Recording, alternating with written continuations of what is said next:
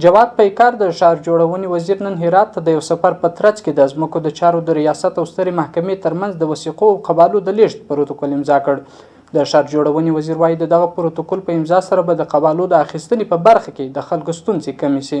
سمو د وړاندې د ځمکو د چارو ریاست او سترې محکمې ترمنځ د قبالو او وثیقو د لیږد پروتکول د کابینې د عدلیې او قضایي کمیټې لخوا تایید شو او دواړو ادارو ته دنده وسپارل شوه ترڅو د پروتکول جزئیات وروستي او عملي کړي.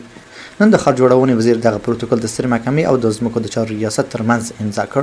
ما تسلیم دهی مسئولیت اجرا و ثبت قباله را از محاکم یا محکمه استئناف ولایت هرات و ریاست شهرسازی و اراضی داشتیم که قبلا پروتکول از در کابل به امضا رسیده.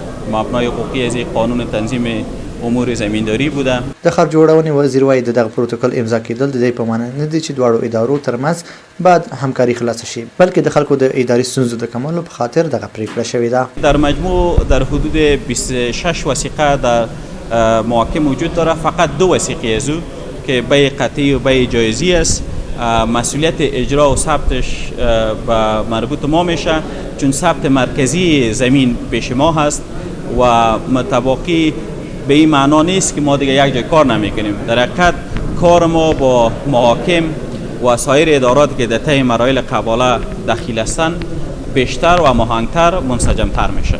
په همدې حال کې قضاوتیار شمس الرحمن رئیس د هرات ولایت د استئناف د محکمې رئیس هم ویلي چې دغه پروتکول د خلکو د ستونزو د کمولو په خاطر امضا شوی دی او دواړه ادارې به د یو بل ترڅنګ فعالیت کوي.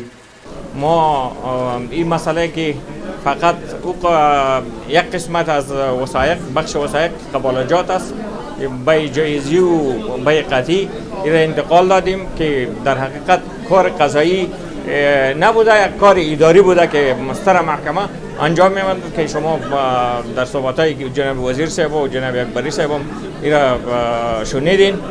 این بخش انتقال دادیم، بخش مخزن ما، بخش وثایق دیگه ما هنوزم مربوط ستره محکمه و محاکم افغانستان است. دغه پروتکول په داسې حال کې امضا کیږي چې پخوا به خلکو د یوې قبالې د اخیستلو لپاره په میاشتو انتظار ویسته.